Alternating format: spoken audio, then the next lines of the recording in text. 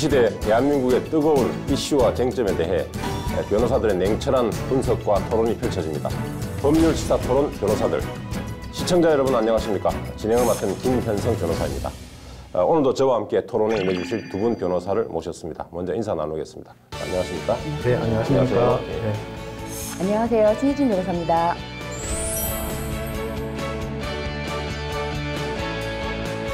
네, 안녕하십니까? 박근덕 변호사입니다.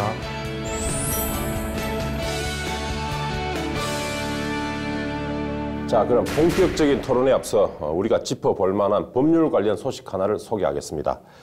최근 문재인 정부는 여성을 상대로 하는 범죄를 근절하기 위해서 엄정하게 대처하겠다고 발표한 바 있습니다. 그만큼 우리 사회에서 범죄로 인해서 피해를 보고 여성이 많다는 반증이겠습니다.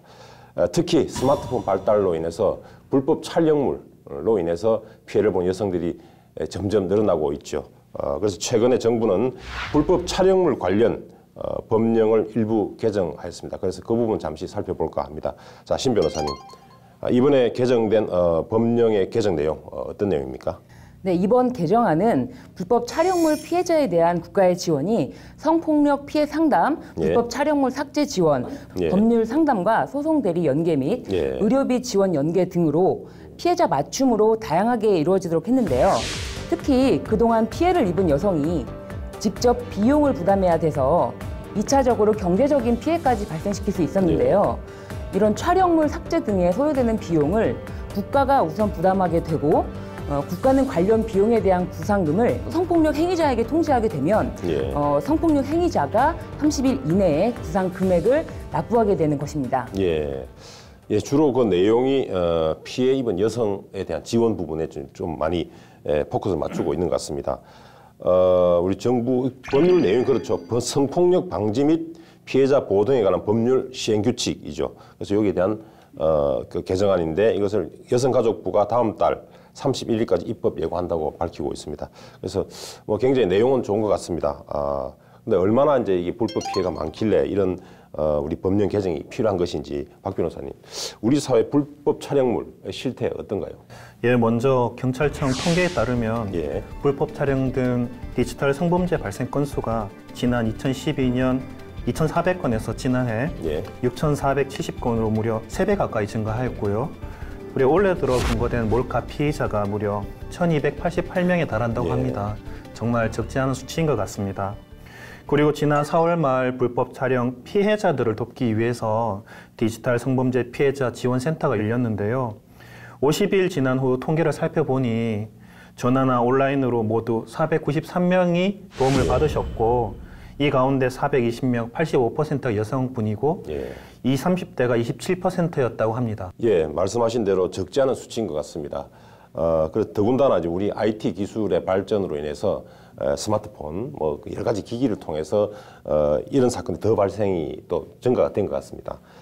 그래서 이번에 지금 개정된 개정안이 이런 뭐 불법 촬영 등으로 인해서 피해를 보게 된 여성들에 대한 어떤 지원을 주로 이제 내용을 하고 있는데 이것이 빨리 정착이 되고 했으면 좋겠습니다. 그런데 더 중요한 것은 이렇게 이제 사후적인 처벌이라든지 또는 뭐 어떤 구제책 이런 것도 중요하지만 그보다 더 중요한 것은 결국 예방책이 아닐까 생각합니다. 그래서 두 분께 한번 여쭤보겠습니다. 이거 외에 불법 촬영물에 대한 예방책, 이로 인한 범죄에 대한 예방책이겠죠. 이 예방책들이 어떤 것이 있을 수 있을지 한번 뭐 있으면 말씀해 주시겠습니까? 먼저 우리 박 변호사님. 그 불법 촬영에 이제 이용될 수 있는 카메라를 제조하고 수입, 판매하는 사람들에 대한 관리가 좀 필요할 것 같고요. 두 번째로는 지금 그 기술이나 AI 프로그램 등을 이용해서 온라인상에 유포되고 있는 불법 촬영물을 걸러낼 필터링을 할 수 있는 그런 제도가 좀 필요할 것 같고, 필터링이 된다고 하면 이걸 유통을 금지하고, 그리고 적극적으로 이러한 불법 촬영물에 대해서 수사를 할 수 있는 그런 제도가 필요할 것 같습니다. 네, 저는 디지털 성범죄 근절을 위해서 이런 법 제도적 안전 장치도 중요하지만 이런 사회적인 관심을 좀 더 보여야 된다고 생각하는데요. 이 디지털 불법 촬영물에 의한 것을 뭐 시민들이 더 적극적인 신고라든지 아니면은 이런 부분에 대해서 감시 감독을 시민이 직접 할 수 있도록 사회적인 관심을 유도하는 예방 및 어떤 캠페인을 지속적으로 하여서 성폭력 없는 사회 만들기 이런 홍보 부분에 좀 더 관심을 가져야 된다고 생각합니다. 예. 우리 뭐 디지털 성범죄에 대한 여성의 피해 사례가 지금 많이 급증하고 있습니다. 특히 이제 불법 촬영, 또 촬영된 것의 불법 유포 이런 것도 있는데 또 관심을 끄는 것이 바로 여성가족부 차관이 불법 촬영물을 유포한 자에 대해서는 징역형으로만 처벌하도록 하겠다. 이런 방향으로 지금 입법을 추진하겠다라고 지금 발표를 했죠. 그래서 이 부분도 좀 논란이 될 것 같은데 어떻습니까? 이게 법률상 볼 때 우리 변호사 입장에서 이 어떤 범죄 행위를 징역형으로만 처벌하겠다라고 하는 것은 또 문제가 또 없지 않아 보이기도 하는데 어떻습니까? 박 변호사님. 이게 좀 제대로 처벌이 되지 않는 경우에는 예. 다른 범죄로 이어진 악순환이 계속되고 예. 사실은 이거 확산 속도가 너무 빠르다 보니까 예. 피해 정도가 굉장히 크거든요. 그렇죠. 피해자 같은 경우에는 지금 뭐 영혼까지 소위 말하는 영혼까지 틀리는 그렇죠. 그런 상태까지 이르게 돼서 좀 처벌이 굉장히 좀 필요한 상황이고 예. 그리고 이거는 사람을 어떤 욕망의 대상으로 삼는다는 점에서 그 반문명적인 그런 범죄라고 볼 수 있거든요. 그래서 이제는 좀 징역형으로 처벌할 필요가 있지 않을까 그런 생각을 하고 있습니다. 예, 그럼 징역형으로 처벌하는 것이 오히려 적합하다라는 거죠. 이제는 그럴 때다. 필요가 있을 것 같습니다. 우리가 또 이 지금 또 IT 기술이 발달함에 따라서 그에 따른 대처는 결국은 징역형을 할 수밖에 없다. 예, 좋습니다. 어떻습니까, 신 변호사님? 저는 이 부분에 대해서는 조금 반대 의견인데요. 예. 왜냐하면 형법 298조에 강제추행죄는 10년 이하의 징역 또는 1,500만 원 이하의 벌금형에 처하도록 규정되어 있습니다. 예. 그러면은 실제로 폭행 협박을 통해서 강제추행을 한 사람은 벌금형에 처할 수도 있는데 이거를 몰래 찍은 사람, 이걸 몰래 찍어서 뭐 한 명한테 유포를 했던 유포를 한 사람, 어쨌든 이거를 촬영했다는 자체 이 사람은 벌금이 없는 징역형이라는 거는 그 형벌 책임주의상 맞지 않기 때문에 이렇게 바로 이 부분에 대해서만 강력하게 처벌 규정을 높인다는 거는 좀 반대하는 의견입니다. 예, 두 분 다 뭐 말씀도 뭐 일리가 다 있는 것 같습니다. 그만큼 어려운 문제니까 지금 또 우리 차관께서 이렇게 한번 논의를 해보자라고 발표를 하신 것 같습니다. IT 기술이 발전함에 따라서 사실 큰 문제가 발생하죠. 그 중에 하나가 바로 우리가 신상털이 문제이고 또 하나가 바로 이런 불법 촬영물 문제인 것 같습니다. 우리가 IT 기술을 통해서 발달을 통해서 우리가 많은 이익을 누리고 있습니다만 또 그로 인한 부작용 우리가 스스로 좀 감독하고 또 제어를 해야 될 필요가 있는 것 같습니다. 자, 그럼 지금부터 법률 시사토론 변호사들 본격적인 토론으로 들어가도록 하겠습니다. 먼저 오늘의 주제 화면으로 만나보시겠습니다.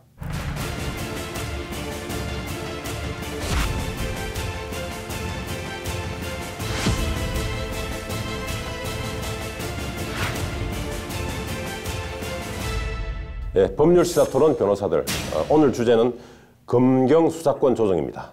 최근에 우리 법조계에 큰 이슈가 두 가지 있었죠. 그 중에 하나가 바로 양승태 전 대법원장 시절에 있었던 사법행정권 남용 사태이고 또 하나가 바로 지금 또 오늘 주제인 검찰과 경찰 사이의 수사권 조정 문제입니다. 오늘은 그중에서 검경 수사권 조정 문제를 다뤄보도록 하겠습니다.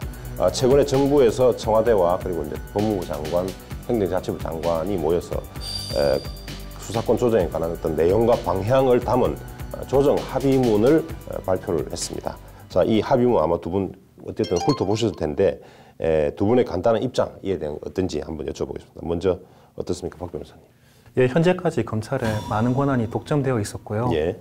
그리고 지금까지 이제 예를 보자면은 이런 비정상적인 권한 독점이 국민들에게 많은 좀 불행이 되어 왔었고 검찰로서도 상당히 멍해가 되었던 게 사실이거든요. 그래서 권력기관 간의 견제와 균형 그리고 민주주의 측면에서 어느 정도 수사권 조정이 필요하고 그러한 측면에서 이루어졌다고 생각합니다. 저는 이 검찰 권력의 힘 빼기라는 과정에서 수사권 조정은 필요하다라는 입장에는 동의합니다. 그런데 이게 지금까지 검찰이 문제가 발생시켰던 것은 무소불위의 권력을 행사하는 쪽으로라기보다는 안 하는 쪽으로 사건을 은폐하고 덮는 쪽으로 그래서 뭐 우병우 전 수석의 같은 경우는 수사를 안 하고 계속 풀려나고 검찰 조사 몇 번 받아도 풀려나고 무혐의로 풀려나고 이렇게 풀려나는 쪽 수사를 안 하는 쪽이 문제가 있었는데 이 수사를 안 하는 쪽을 보강을 하는 쪽으로 경찰 권력이 들어와서 견제를 하는 것이 아니라 이런 어떤 수사를 안 하는 이 뜨거운 수사 종결권을 뜨거운 감자라는 것을 검찰에서 뺏어서 경찰한테 넘겨준다? 네. 이런 부분에 대해서는 합의문이 굉장히 좀 실망스러운 부분이라고 저는 생각합니다. 자, 그렇다면 오늘 검경 수사권 조정 합의문에 대한 내용을 살펴볼 것인데, 그럼 도대체 무슨 내용이 들어있는지 간단하게 설명해 드리겠습니다. 먼저 사법경찰과 경찰은 1차적 수사권을 가진다고 하고 있습니다. 그리고 과거에 있었던 검찰의 송치된 수사지휘권, 검사의 수사지휘권을 폐지한다라고 되어 있고요. 그러나 다만 송치 후에 공소제기 여부라든지 또는 공소유지 또는 영장 신청 그 단계에서 사법경찰에게 보완수사를 검찰은 다시 요구할 수가 있습니다. 그리고 이때 보완수사 요청받은 경찰은 정당한 이유가 없는 한 거기에 따라야 됩니다.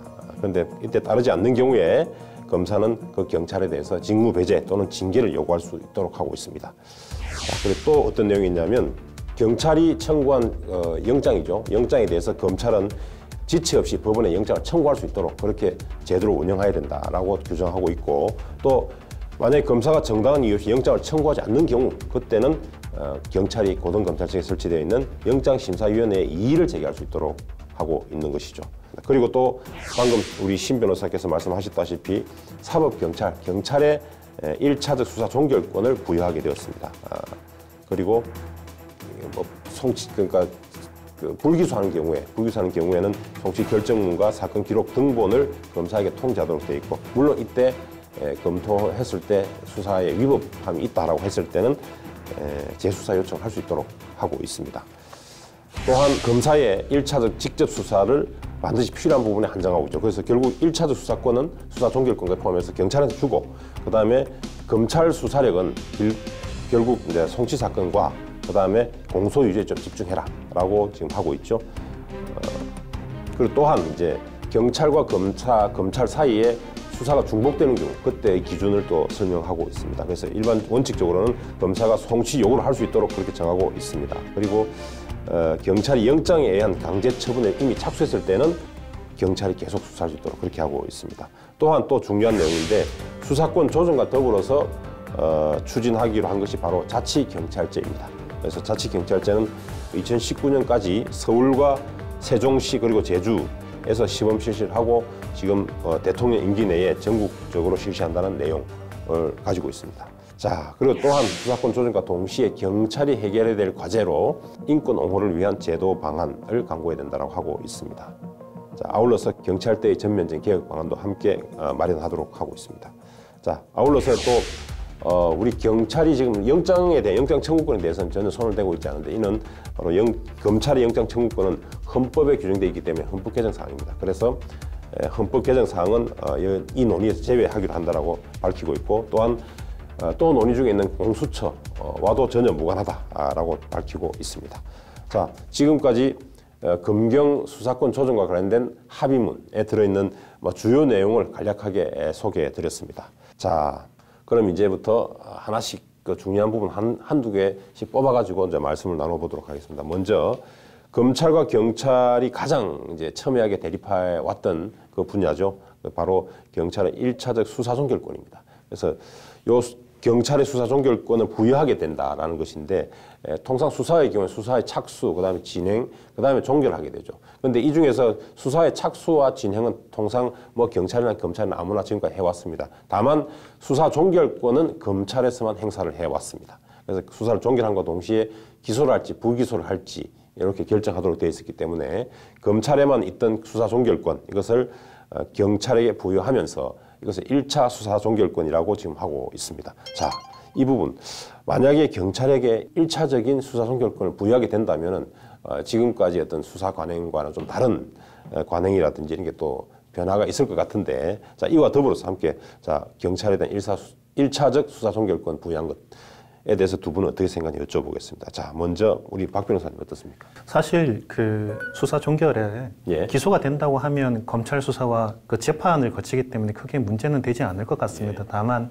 경찰 단계에서 이제 그 불송치가 되는 경우에는 이에 대해서 당사자가 이의를 할 수가 있고, 그 이의를 한다면 수사 기록과 사건이 검찰로 송치돼서 검찰이 이에 대해서 다시 재수사를 요구할 수 있는 그런 제도적 장치가 있기 때문에 그렇게 돼 있죠. 그래서 어느 정도 보완책이 될 수 있다고 생각합니다. 그래서 1차적 수사 종결권을 검찰에 주더라도 큰 문제는 지금 없어 보인다는 말씀이시죠. 네네. 그래서 기소가 될 때는 어차피 검찰과 법원을 통해서 쭉 그 사건에 대한 검토가 이루어질 것이고, 만약에 검찰에서 종결을 한다 하더라도 그냥 불기소 형태로 종결 방향으로 한다 하더라도 그 재수사 요구를 갖다가 검찰이 할 수 있도록 되어 있기 때문에 그렇다는 말씀. 당사자가 이의를 할 수도 있고, 당사자도 할 수 있고, 불송치 자체가 위법이나 부당한 면이 있다고 한다면 재수사 자체를 할 수 있기 때문에 이러한 부분이 크게 문제는 되지 않을 것 같습니다. 좋습니다. 문제가 크게 되지 않을 것 같다는 말씀이시죠. 자, 신 변호사님 어떻습니까? 네, 경찰의 그 1차적 수사 종결권이라는 것이 이렇게 그냥 지금과 현행과 다르지 않다는 시각이 아니라 저는 이게 굉장히 큰 문제가 있다라고 생각을 하는데, 예. 왜냐하면 경찰이 지금도 수사는 잘 하고 있습니다. 수사라는 거는 범죄 혐의를 밝히기 위해서 증거를 수집하는 절차이기 때문에 이런 거는 잘 하는데, 과연 이게 수사를 덮는다, 불송치한다, 불송치 결정문을 작성하는 데 있어서는요, 이게 고도의 법률적인 판단이 필요한 부분이거든요.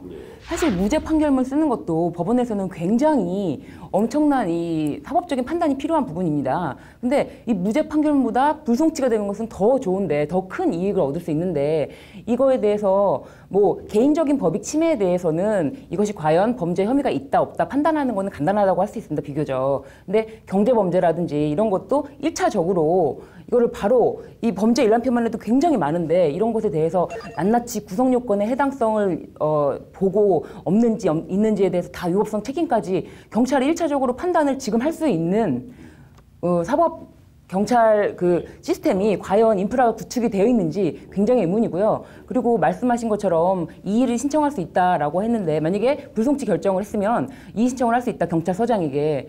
근데 당사자가 없는 범죄도 있지 않습니까? 그래서 네. 피해자가 없는 뇌물 범죄라든지 범죄 단체 범죄라든지 조직 범죄라든지 마약 범죄, 이런 경우는 이의 신청을 할 수가 없습니다. 근데 검찰이 옛날에 이렇게 생기록 왔다 갔다 하던 시절과 달리 불송치 결정문 붙어갖고 오는 기록 사본을 보고 다 열어서 재수사 요구를 하기 위해서 일일이 똑같은 강도로 연달아고는 보기가 어렵기 때문에 이 1차적 수사 종결권은 생각보다 굉장히 파장이 크다라고 생각합니다. 예, 경찰의 1차적 수사 종결권을 주게 되면은 그동안과 달리 이제 어쨌든 그 수사 종결에 대한 이니셔티브가 경찰한테 넘어가기 때문에 검사가 그 이후에 예를 들면 뭐 재수사를 위해서 검토를 한다 하더라도 그것은 이미 힘이 빠진 상태에서 보게 된다라는 거죠. 그래서 결국은 그 경찰의 어떤 수사 인력, 그다음에 수사 그 역량 이런 걸 볼 때에 결국 또 많은 부작용이 예상된다, 이런 취지로 말씀하시는 거죠. 예, 좋습니다. 지금 검경 수사권 조정에 대해 말씀 나누고 있는데, 우리 정부에서 내놓은 조정 합의문 이 발표를 두고 경찰에서는 수사와 기소의 분리, 이것은 이제 사법 민주화의 어떤 원리가 작동하는 그런 형태로 선진 수사 구조로 변화시키고자 하는 그런 데 큰 의미가 있다라고 하면서 이렇게 환영을 하고 있습니다만, 검찰은 별도의 어떤 입장을 내놓고 있지는 않습니다.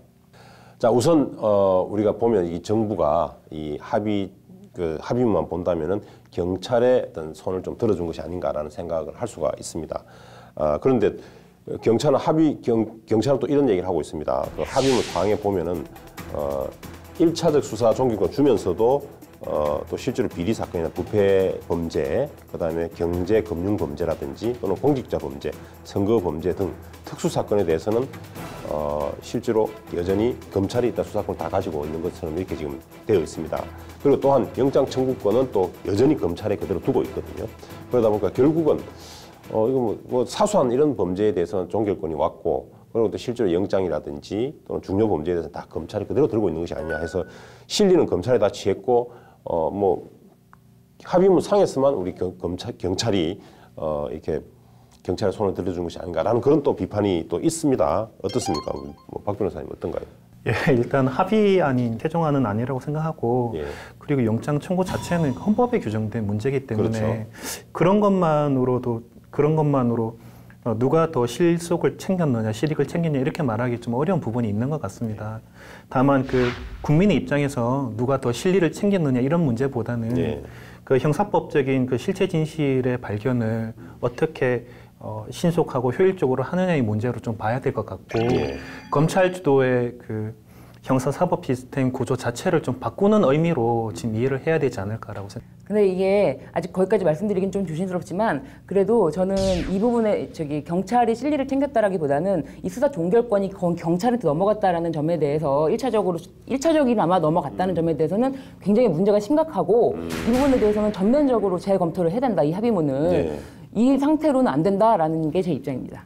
예, 좋습니다. 지금 우리 개정 요 합의문이죠. 수사권 조정 관련된 합의문 내용은 이제 크게 본다면 이런 것 같습니다. 경찰이 이제 1차적 수사에서 많은 자율권을 가지게 되고요. 다만 이제 검찰은 거기에 대한 통제하는 역할 이렇게 크게 나눌 수 있을 것 같은데 문제는 이제 이 통제권이 제대로 되는지 통제권 제대로 행사할 수 있는지 실효성이 있는 것인지 이런 게 문제될 것 같습니다. 자, 우선 그 합의문 내용은 경찰은 모든 사건에서 1차 수사권을 가지게 되었고 또한 수사 종결권도 가지게 되었습니다. 다만 이제 검찰은 그 통제를 하는 어떤 방식으로 보안 수사를 요구할 수 있는 경우 일정 경우에 보안 수사 요구할 수 있고 그 다음에 시정조치 요구를 할 수 있고 요런 정도의 통제권을 가집니다. 다만 기존에 있었던 수사 지휘권이 이제 폐지되는 것이죠. 자, 보겠습니다. 그렇다면 이제 경찰에 대한 검찰의 수사 지휘권을 폐지하고 대신에 보안 수사 요구할 수 있는 경우가 이제 있는데 우리가 이제 통상 경찰이 송치를 한 경우, 검찰에 넘긴 경우죠. 사건을 넘기는 걸 송치라고 하는데 송치된 이후에 그 송치 사건에 대해서 공소 여부를 결정하거나 또는 공소 유지를 하기 위해서 또는 영장을 청구한 경우에 그에 대한 수사가 미비하다고 생각될 때 보안 수사를 요구할 수 있다라고 되어 있습니다. 그리고 이때 우리 이제 경찰은 특별한 정당한 이유가 없는 이상 그 요구에 따라야 되죠. 그때 따르지 않으면 검사는 직무 배제라든지 또는 뭐 징계를 요청할 수 있도록 그렇게 되어 있습니다. 자, 이때 자 이렇게 보면 이제 경찰 입장에서 그런 것 같아요. 뭐 수사권도 주고 종결권도 준 것 같지만 결국 보안 수사라는 걸 통해서 결국은 검찰 밑에 경찰을 두는 것이 아니냐, 상위기관을 두고 있는 것이 아니냐라는 뭐 그런 또 얘기도 있고 또한 경찰 입장에서는 경찰 길들이기 결국 아니냐라는 또 비판이 있고 또 그런 경찰 불만이 있는 것도 또 사실인 것 같습니다. 어떻습니까, 이 부분? 수사 지휘권 폐지하면서 수사 보안 수사 요구권이 생겼는데 어떻습니다? 수사에 미진한 부분이 있으면 어떤 기관이든지 보안을 요구할 수 있는 그런 게 필요한 것 같습니다. 그리고 지금 보안 수사에 따르지 않으면 징계를 요구할 수 있다라고 하고 있는데 그런 징계 요구는 정당한 이유 없이 보안 수사를 거부했을 때 사실 문제니까 그렇죠. 이걸 가지고 경찰 길들이기라고까지는 좀 말하기는 힘들 것 같고 권력기관 간의 견제와 균형의 문제로 이해할 수 있을 것 같습니다. 예, 좋습니다. 이게 어쨌든 경찰한테 수사 종결을 준다 하더라도 어쨌든 보안 요구를 할 수 있도록 해야지 누군가는 경찰에 대한 그 권력 통제를 해야 되니까 경찰한테 그걸 줘야 되는 게 맞다라는 취지시고요. 어떻습니까, 우리 신 변호사님? 저는 이 경찰 길들이라고까지 표현을 하셨지만 이거는 저는 거의 실효성이 없다라고 생각합니다.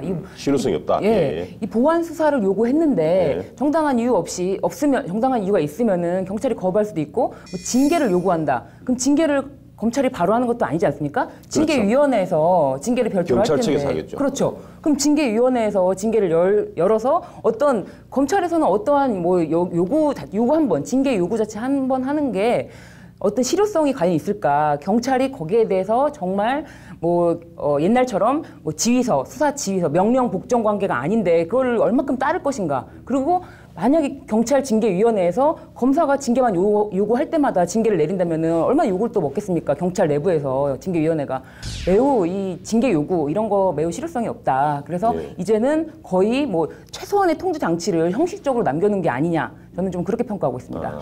그래서 결국은 보안 수사를 요구하도록 되어 있고 그다음에 따르지 않는 경우에 정당히 따르지 않을 때 뭐 예컨대 뭐 징계를 요구한다니 하지만 그 자체가 거의 실효성이 아마 없을 것이다라고 그렇게 보고 계시는 거죠. 그렇기 때문에 결국은 그럼 검사의 수사 지휘권을 계속 유지해야 된다 이렇게 지금 보시는 입장인가요? 그거를 지금 당장 현행 시점에서 폐지한다. 그럼 경찰 내부에서 계속 수사 지휘를 해야 되는데 지금 여태까지 우리나라 해방 이후로 경찰이 내부적으로 수사 지휘를 직접 하지 않았습니다. 그런데 이제 법 개정 지금부터 시작 수사 지휘 하십시오. 그거를 이렇게 넘긴다라는 건 준비가 너무 안 된 상태에서 막무가내 아닙니까? 좀 이런 준비를 차근차근 하고 경찰 내부의 인력이라든지 인프라 구성을 해야 된다 이런 입장입니다, 저는. 어떻습니까? 경찰 내부의 인프라가 아직 구축되어 있지 않았다. 그래서 검찰에서 수사 지휘권을 폐지하고 내부에서 수사 지휘를 하게 됐을 때 이런 뭐 예기치 못한 문제들 이렇게 아직 발생할 수 있다라고 지금 주장하는데 어떠신가요? 경찰 뭐 준비가 돼 있나요? 문제가 발생할 수 있을 것 같고요. 당연히 지금 이제 이 문제가 사실은 지금까지 모든 이제 수사에 대해서 검찰이 책임을 지고 하도록 되어 있었는데 검찰에 모든 걸 다 맡겨 보니 좀 문제가 있는 것 같다. 한 번은 이 1차적인 수사권에 대해서는 경찰에게 일단 한번 맡겨보자라는 지금 어느 정도 결단인 것 같거든요. 일단 한번 맡겨보고 이런 그 내부적인 문제에 대해서는 그런 문제에 대해서는 계속적으로 보완할 수 있는 그런 제도가 마련되어야 될 것 같습니다. 예, 좋습니다. 그동안 이제 수사 지휘권, 검찰의 수사 지휘권 때문에 어떤 사건의 어떤 뭐 결과죠. 사건에 대한 처리 결과에 대해서 검찰이 결국은 책임을 져왔던 것이 사실입니다. 그런데 이번에 수사 종결권, 1차 수사 종결권 경찰에 부여함으로써 이제 그 책임도 경찰이 함께 져야 할 것입니다. 그래서 경찰은 보다 더 무거운 어떤 책임감을 가지고 이 제도에 따른다면은 무거운 책임감을 가지고 이제 수사에 임해야 될 것으로 보입니다.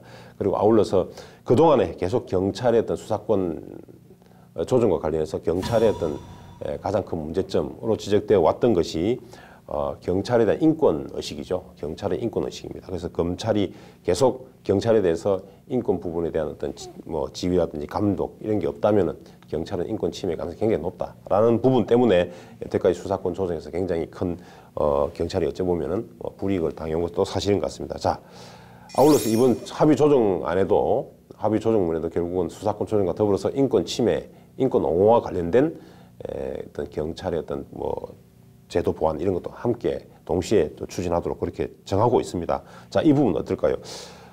인권 침해 부분 또 아까 말씀하신 두 분 말씀하신 대로 이를테면 보안 수사를 요구했는데 만약 보안 수사를 하지 않고 그러고 뭐 또 이 부분 검찰과 경찰 사이에 서로 주고받기식 뭐 서로 뭐 징계해 달라 또는 징계 못 한다 이런 게 뭐 조직 이기주의 어떤 문제로 이렇게 흐른다든지 또는 그러다 보면 그 와중에서 결국은 우리 국민들만 결국은 인권의 어떤 인권 침해 당하는 뭐 그런 사태가 또 발생할 수도 있습니다. 그래서 이 부분 자 사실상 인권이 침해될 가능성이 있는데 이 부분들 어떤 우리 좀 보완책을 가지고 이렇게 대비를 해야 될까요? 어떤가요, 우리? 그 합의문에 따르면 그 검사는 경찰 수사 과정에서 인권 침해, 수사권 남용이 의심되는 사실의 신고가 있거나 그러한 사실을 인지하는 경우에는 사건 기록 등본 송부와 시정 조치를 요구할 수 있고요. 그리고 시정이 되지 않는 경우에는 사건 자체를 검찰에 송치하도록 지금 하고 있습니다. 그리고 수사 과정에서 어떤 인권 침해 부분을 좀 보완하기 위해서 저 개인적으로는 지금 재판 과정에서 국선 변호인처럼 수사 과정에서도 어떤 공공 변호인 제도를 운영해서 피의자들이 요구하는 경우에 변호인의 참여가 공공적으로 좀 이루어질 수 있으면 어떨까 하는 그런 생각을 좀 제도적으로 한번 생각해 보았습니다. 저는 인권 침해 부분은 강제 수사와 관련해서 발생될 수 있다고 생각합니다. 그 임의 수사 과정에서는 인권 침해가 나타나기가 매우 어렵고요. 근데 강제 수사라는 것은 일단 법원이 발부를 결정을 합니다. 그렇기 때문에 인권 침해, 그 실질적으로 조사 과정에서의 인권 침해보다는 그런 것들은 지금 현재도 경찰이 많이 개선이 됐고 인식 자체가 많이 개선이 됐고 그리고 강제 수사에 대해서는 법원이 지키고 있고 이런 문제보다는 부실 수사가 경찰의 부실 수사라든지 아니면은 사건 덮어주기라든지 아니면은 지역과 결탁해서 뭐 이렇게 편파 수사라든지 저는 이런 게 굉장히 문제가 된다고 보여지고요. 이런 부분에 대해서 대비책이 너무 미비하다. 저는 그래서 보완책을 어떤 거를 지금 내놓는다고 해도 아까 말씀드린 것처럼 재수사 요구라든지 시정조치 요구라든지 약하다라는 입장입니다. 두 분 말씀하신 거 들어보면 이제 우리 신 변호사님 아직 경찰이 그런 수사권을 독자적으로 행사해서 종결하는 것까지 하기에는 아직까지 어떤 뭐 인프라가 전혀 구축되어 있지 않다라는 그렇게 지금 생각을 하고 계시는 것 같고 우리 박 변호사님은 그 시기를 언제로 책정할 수 없으니 결국은 이제 결단의 문제이기 때문에 이번에 이제 그런 결단이 나온 것이다라는 취지로 말씀하고 계시는 것 같습니다. 자, 우리 이제 어쨌든 영장과 관련해서 굉장히 중요한 부분인데 영장과 관련해서 경찰이 영장 신청하게 되면 검사는 지체 없이 영장을 청구하도록 그렇게 정하고 있습니다. 그리고 만약에 이때 정당한 이유 없이 만약에 검사가 영장 청구를 하지 않는다면 경찰이 또 이의 제기를 할 수 있도록 지금 정해놓고 있어요. 자, 이 부분 어떤가요? 이 정도만 이의 제기만 한 것만 가지고 충분히 어떤 뭐 부작용을 막을 수 있다고 생각하시는지, 아니면 이걸 부족하다고 보시는지, 아니면 이 정도 해도 충분하다고 보시는지 어떤가요? 이게 지금 분명히 영장 청구권, 검찰에 독점돼 있던 영장 청구권을 네. 나누어서 분명히 이제 좀 경찰한테 주는 의미는 있는 것 같습니다. 네. 어떤가요? 근데 제가 개인적으로 통계는 못 내봤습니다만 예. 경찰이 영장 신청을 한 경우에 검찰가 이를 이제 기각하는 경우가 제가 알기로는 많이 없는 걸로 알고 있거든요. 예. 사실은. 물론 이제 최근에 이제 유명하거나 시사적인 문제에 있어서는 경찰의 신청을 검찰이 이제 기각하는 경우가 있었지만 사실 그런 경우에도 재판 단계에서 간다면 결국은 기각될 가능성이 굉장히 그렇죠. 큰 경우였거든요. 현 지금 실정을 좀 반영한다면 이런 이의 제기를 할 수 있도록 한 것만으로 부작용의 우려가 굉장히 클까 이런 생각이 저는 좀 들고 있습니다. 저는 이 부분은 영장 청구권이라는 것이 헌법상 예. 검찰에게 있기 때문에 예. 저는 오히려 이 영장 청구권에 대해서 확대해야 된다. 경찰도 영장 청구에 대해서 좀 더 목소리를 더 크게 낼 수 있는 방향으로 가도 된다. 이 부분에 대해서는. 예. 그러니까는 이렇게 어떤 부분 약하게 해줘야 될 부분은 경찰한테 약하게 줘야 될 부분은 다 줘버리고 예. 경찰에게 더 줘야 될 부분은 안 줘버렸다는 입장이거든요. 예. 영장 청구권이 경찰한테 준다고 해도 경찰이 이거를 남용할 수가 없습니다. 법원이 지키고 있거든요. 브레이크를 법원이 걸고 있는데 왜 검사가 먼저 된다 안 된다를 해가지고 수사를 덮으려고 하는 건지 사실 이것 때문에 얼마 전에 안면 그 검사 내부에서도 내가 범죄 수사 혐의를 조사하기 위해서 영장 청구를 했는데 신청을 했는데 왜 상부에서 영장을 안 넘겨주냐. 영장 나가기가 어렵다. 검찰 내부에서 영장을 나가는 게 법원에서 영장을 받는 것보다 더 어렵다. 라고 말할 정도로 영장을 브레이크를 거는 거는 법원에게만 맡겨야 된다라고 생각하는 입장이라서 영장 청구는 더 열려야 된다. 이래서 국민적 합의까지 얻어서 헌법 개정까지 할 수 있도록 저는 그렇게 생각합니다. 네, 영장 청구권을 놓고도 이렇게 이제 뭐 의견들이 다양하게 나오고 있고 또한 검찰 지금까지 우리가 시행해왔지 않았기 때문에 경찰의 어떤 수사 종결권 문제 그리고 또 영장에 대한 경찰의 어떤 뭐 이의제기권이라든지 뭐 등등 여러 가지 제도들을 가지고 지금 말씀을 나누고 있습니다만 여하튼 보겠습니다. 지금 이 합의문 하나로 모든 게 결정된 것은 사실 아닙니다. 그래서 앞으로 방향을 크게 잡고 있는 것이기 때문에 실제로 이게 제도화되는 단계에서 또 계속 논의가 이어질 것이고 또한 또 다듬어질 것이다라고 생각합니다.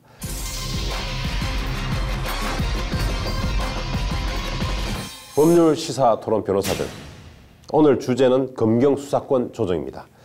자, 지금까지 이제 검경 수사권과 관련된 어떤 뭐 1차 수사 종결권, 또는 수사 지휘권, 검찰의 수사 지휘권 폐지, 뭐 등등 이런 것을 두고 지금 말씀을 나누어 보았습니다. 자, 이와 더불어서 함께 나오는 또 항목이 있습니다. 굉장히 중요한 주제 같은데 바로 자치경찰제를 동시에 시행해야 된다는 취지로 지금 합의문에 들어와 있습니다. 자, 이에 대해서 먼저 한번 두 분께 한번 여쭤볼까요? 자, 자치경찰제 어떻습니까? 시행할 필요가 있다. 아니면 뭐 좀 안 맞는 것 같다. 어떻습니까? 우리 박 변호사님. 예, 그동안 그 국가경찰이 그렇죠.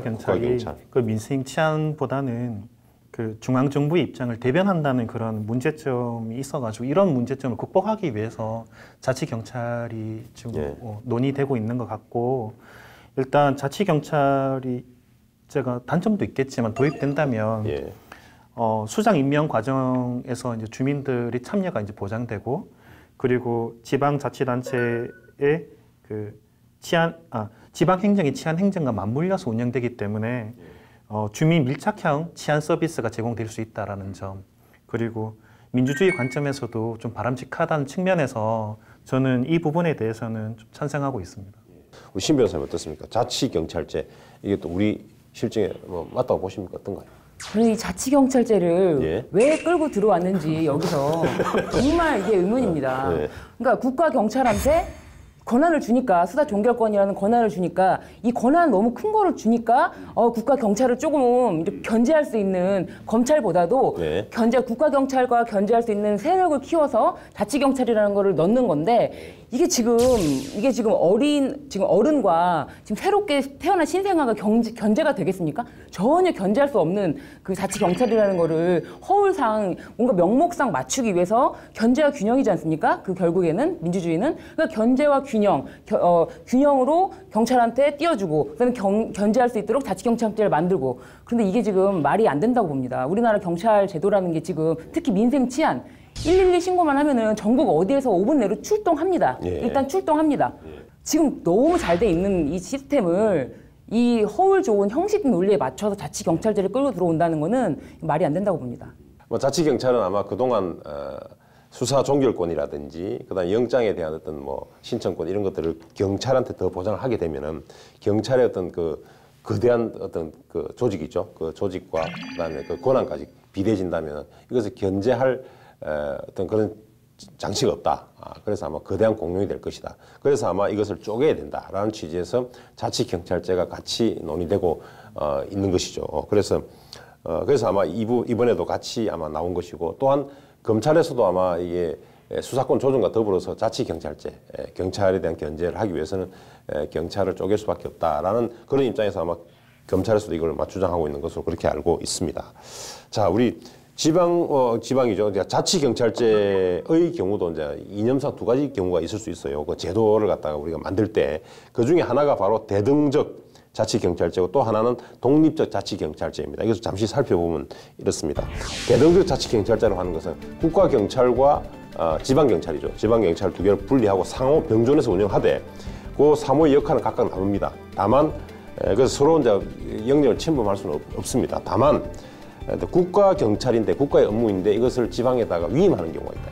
그런 경우에 그 위임한 경찰 사무에 대해서만은 국가경찰이 지방경찰에 대해서 지휘권 내지는 어떤 좀 통제를 할 수 있도록 하는 그런 제도를 두는 거죠. 그래서 결국은 대등적으로 국가경찰과 지방경찰을 둔다라는 취지입니다만 은근히 보면은 중앙경찰 위임 사무를 매개로 해서 국가경찰이 지방경찰을 그러니까 통제하는 우위에 있는 그런 제도가 아닌가라는 그런 논의가 있는 대등적 자치경찰제가 있고요. 또 독립적 자치경찰제로 하는 것은 아예 국가경찰과 자치경찰 처음부터 완전히 분리돼가지고 전혀 서로 간에 연관성이 없도록 완전히 잘라놓는 것이죠. 그래서 서로 영향력을 행사할 수 없고 또한 이렇게 되면 뭐 직무도 서로 위임하고 이런 게 없는 것이죠. 그다음에 그렇다 보면 결국은 뭐가 전제가 돼야 되냐면 이것은 국가의 경찰 기능 중에 대부분이 자치경찰, 지방경찰로 다 이양한 것을 전제로 지금 하고 있는 것입니다. 그래서 이런 독립적 자치경찰제 그리고 대등적 자치경찰제 이 두 가지 어떤 형태가 있는데 자 만약에 우리가 자치경찰제를 도입해서 시행한다면 이 둘 중에서 어느 것이 더 우리 실정에 맞다고 보시나요, 우리 박 변호사? 사실 이제 뭐 제도가 각 국가의 역사나 문화, 시대적 상황에 따라서 예. 도입되고 운영되기 때문에 어떤 제도가 더 낫다, 나쁘다 이렇게 속단하기 좀 힘든 것 같습니다. 사실 우리나라의 경우에는 자치경찰제가 경찰 권력을 제한하는 취지로 도입됐기 때문에 원칙적으로는 독립적 자치경찰제로 운영하는 것이 타당하지 않을까라고 생각하고 있습니다. 뭐 독립적 자치경찰제, 대등적 자치경찰제라고 이제 어느 게 낫다라고 고르라는 거는 제가 백화점에 갔는데 제가 옷을 몇 사이즈를 입느냐를 묻지 않고 파란 옷과 빨간 옷이 있다. 이거 외국에서 너무 잘 나가는 옷인데 어떤 거 입을래?라고 물어보는 거랑 똑같다. 이건 저한테 맞지 않거든요. 예. 우리 나라에 맞는 현실을 좀 더 살펴봐야 된다라는 입장입니다. 아예 자치경찰제가 우리한테 맞지 않기 때문에 이 논의는 무익하다. 이런 그렇습니다. 예, 좋습니다. 이 자치경찰제가 말씀하신 대로 경찰과 검찰의 수사권 조정 과정에서 나온 말씀이긴 합니다만 어찌됐든 그 이념은 지방분권의 이념에 그 뿌리를 두고 있습니다. 그래서 지방자치단체에 경찰권을 부여하고 그리고 이제 지방자치단체가 이제 사실상 경찰을 거의 운영하게 되는데 이렇게 된다면은 어떤 또 장단점, 우리 지금과 완전히 달라지는 경찰 구조인데 이럴 때 어떤 장단점이 있을지 어떤가요? 우리 뭐 박 변호사님 자치경찰제를 시행해야 된다고 하시니까 그 어떤 장점이 있을 것 같습니까? 제가 봤을 때는 우선적으로 대표적인 장점이 그 지역 실정에 밝은 지역 경찰관들이 지역별로 상이한 치안 여건과 지역 주민들의 요구에 상응하는 치안 서비스를 제공하기 때문에 치안 서비스의 질이 향상된다라는 그런 장점이 있고요. 그리고 그 경찰관이 지방자치단체의 공무원이기 때문에 책임감 있게 치안 유지를 감당한다라는 점이 있고 그리고 일반 행정과 치안 행정의 결합으로 완벽한 지방자치가 실현될 수 있다는 점이 대표적인 장점으로 들 수 있겠습니다. 예, 신 변호사님 어떤가? 신 변호사님은 자치경찰제를 우리가 우리 실제 안 맞다라고 하시니까 어떤 단점이 있길래 안 맞는 건가요? 여러 가지 단점이 있지만 이제 그 중에서 또 가장 처음에 문제로 생각해야 될 부분은 우리나라는 이 권력형 비리라든지 네. 아니면은 지방 토착 세력에 대한 네.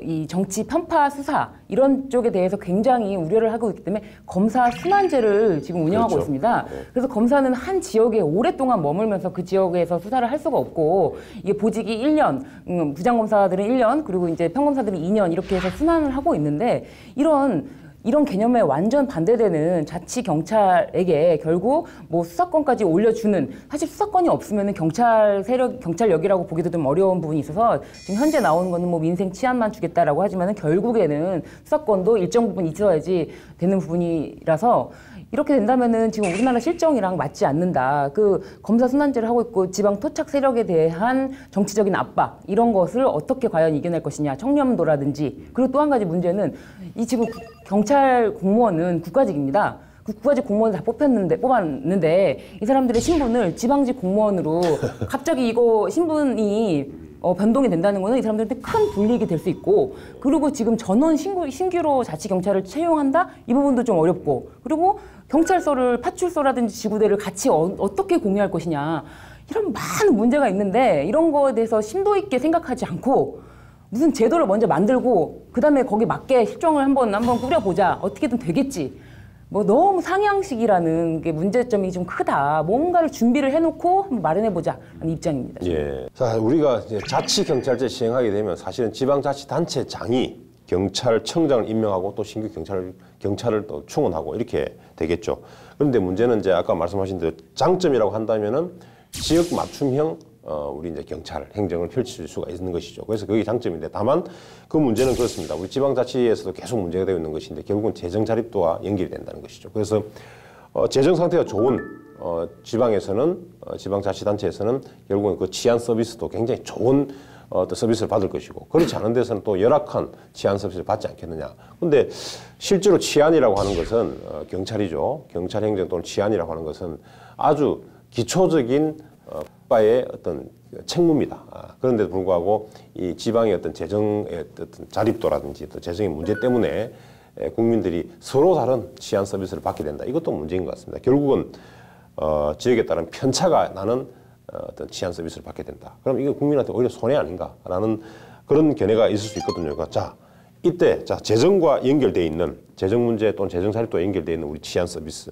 이것이 가장 큰 또 자치경찰제 단점인 것 같습니다. 자, 이 부분에 대해서 우리 박 변호사님 어떻게 답변하시겠습니까? 예, 자치란 결국 차이를 얘기할 수밖에 없는 것 같습니다. 예, 차이 있을 수밖에 없다.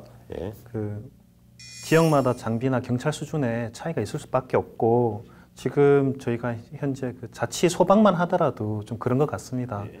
그 재정의 문제에 있어서는 어쩔 수 없이 교육 자치와 마찬가지로 교부금을 신설해서 이 지방으로 교부해주는 그런 방법이 필요할 수밖에 없다라고 생각합니다.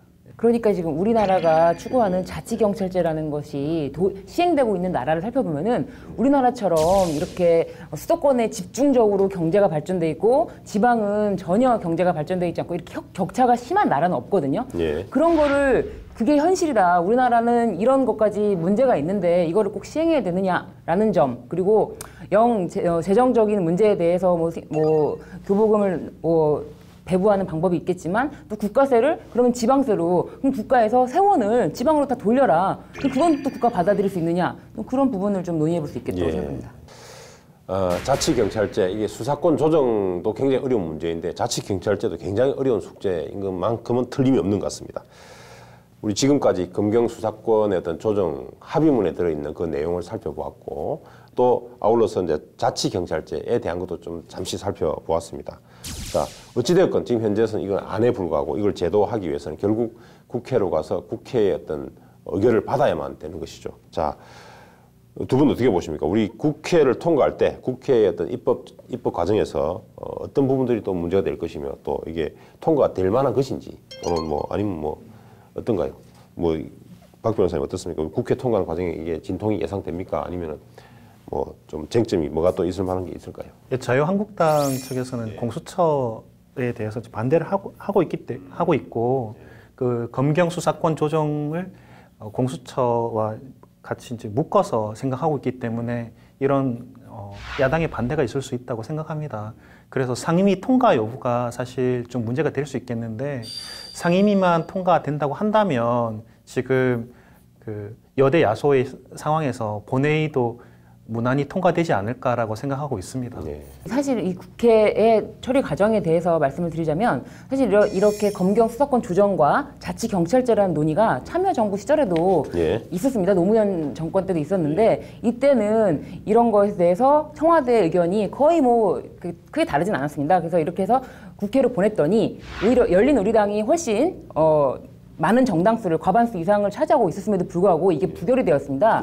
왜냐하면 다른 거는 다 좋다. 그런데 자치경찰제를 딱 보니까 그 당시 지방자치단체장이 한나라당이 많아가지고 이래서는 안 된다라는 어떤 당리적인 결국 판단으로 인해서 그 대의를 통과시키지 못했던 경우가 있는데 저는 그렇게 국회가 그렇게 당리당락적인 그렇게 돌아가는 것은 절대 반대하고요. 그렇게 해서는 안 된다고 보고 이 부분에 대해서도 제가 말씀드린 1차 수사 종결권이라든지 영장 청구권에 대한 전면적인 검토 그렇게 보고 자치경찰제가 과연 이것 때문에 필요한 것이냐 곁다리로 넣어야 되느냐 이런 부분에 대한 전면적인 검토를 하고 당리당락에 좌우하지 않고 결정을 해야 될 부분이라고 생각합니다.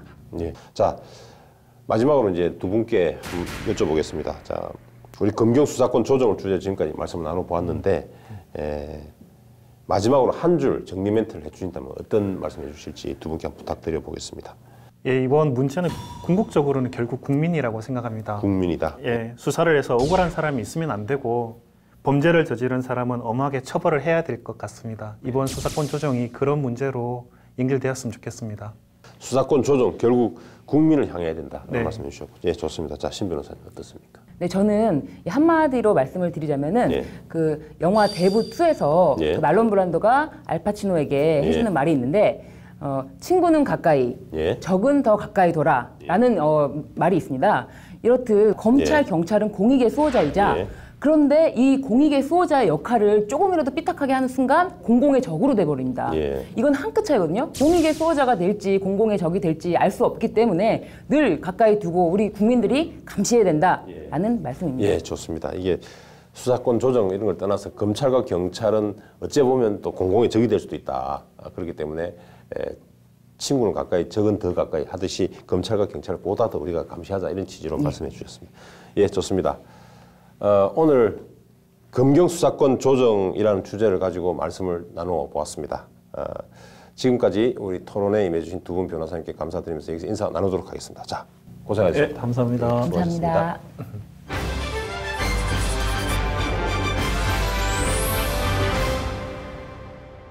1990년 노태우 전 대통령은 10월 13일부터 헌법이 부여한 모든 권한을 동원해 폭력 조직을 전면 소탕할 것을 선언합니다. 이른바 범죄와의 전쟁, 이에 따라 1992년까지 약 16,000여 명의 경찰이 충원되었고 검찰과 경찰을 동원해 조직 폭력배에 대한 대대적인 소탕을 벌여 1년간 1923명을 검거했으며 단기적으로 폭력 범죄 조직의 와해를 이끌어내며 많은 지지를 받았습니다. 시각에 따라 다양한 분석이 있지만 어쨌든 실제로 2년 동안의 이른바 범죄와의 전쟁 기간에 5대 강력 범죄인 살인, 강간, 강도, 절도, 폭력의 사건 발생률이 5.9% 감소하는 성과를 거두기도 하였습니다. 범죄와의 전쟁을 끝낸 지 30년 가까운 시간이 흘렀습니다. 지금 우리 사회의 모습은 어떨까요? 우리나라 치안 상태가 세계 최상위권이라는 보도도 있지만 최근 경찰청이 3월 7일부터 6월 14일까지 100일간 서민 생활 주변에서 폭행, 협박, 갈취 등으로 불안을 조성하는 생활 주변 폭력배를 집중 단속한 결과를 발표했습니다. 이 단속에서 조직 폭력배 1,385명을 검거해 232명을 구속하고 생활 주변 폭력배도 24,548명을 붙잡아 599명을 구속했다고 합니다. 사람 사는 곳이면 의뢰이 범죄가 발생하기 마련이라지만 1990년 범죄와의 전쟁 때와 비교하여 여전히 범죄는 현재 진행형입니다. 국가가 존재하는 첫 번째 이유는 범죄로부터 국민을 보호하는 것입니다. 만약 국가가 범죄로부터 국민을 보호하지 못한다면 국민 개개인은 스스로 자신을 보호할 수밖에 없고 범죄를 당한 사람은 스스로 보복에 나설 수밖에 없을 것입니다. 결국 공동체는 더 이상 유지될 수 없고 약육강식의 세계가 되고 말 것이기 때문입니다. 이처럼 국가가 범죄로부터 국민을 보호하고 공동체를 유지하기 위해 존재하는 것이 바로 형법을 비롯한 형사법입니다. 그러나 한편 국가가 형벌권을 남용할 것에 대비하여 죄형법정주의와 적법 절차를 형사법의 대원칙으로 천명하고 있습니다. 특히 과거 국가가 형벌권을 자의적으로 행사해온 아픈 역사 때문에 피의자와 피고인의 인권을 더욱 강조해왔던 것이 사실입니다. 이와 같이 범죄자의 인권을 강조하는 동안 남몰래 피눈물 흘리고 있을 범죄 피해자의 인권을 등한시 해온 것은 아닌지 돌아봐야 할 것입니다. 범죄 피해자의 인권에 대한 무관심은 그들에 대한 또 다른 2차 피해에 해당할 수 있습니다. 최근 범죄 피해자에 대한 관심이 높아진 이유도 바로 여기에 있습니다. 또한 형벌은 1차적으로 범죄에 대한 응징입니다. 따라서 범죄에 대한 형벌이 너무 과도해도 안 되겠지만 너무 약소해도 형벌로서의 기능을 다하지 못합니다. 범죄에 따른 형벌은 합당하고 적정해야만 정의에 부합합니다. 우리 사회 특유의 온정주의 때문에 또는 여론에 떠밀려 범죄에 대한 처벌이 적정성을 잃어서는 안 될 것입니다. 이처럼 범죄자를 처벌하고 범죄에 대해 어떻게 대처하느냐도 중요하지만 사전 예방이 훨씬 중요하다는 것은 부인할 수 없습니다. 형벌이 범죄자를 교화하거나 혹은 사회로부터 격리시킬 수 있을지 몰라도 피해자의 눈물을 닦아줄 수는 없기 때문입니다. 이른바 상황적 범죄 예방 이론을 언급하지 않는다 하더라도 범죄 실행에 대한 위험과 어려움을 높여 범죄 기회를 줄이고 범죄 행위로 얻는 이익을 감소시키는 등 사회 전반에 걸친 다양한 범죄 예방 정책이 강구되어야 할 것입니다. 법률시사토론 변호사들, 오늘 준비한 시간은 여기까지입니다. 저희는 다음 주에도 우리 시대 대한민국의 가장 뜨거운 이슈와 함께 냉철한 인생의 소유자 변호사들과 함께 다시 돌아오겠습니다. 감사합니다.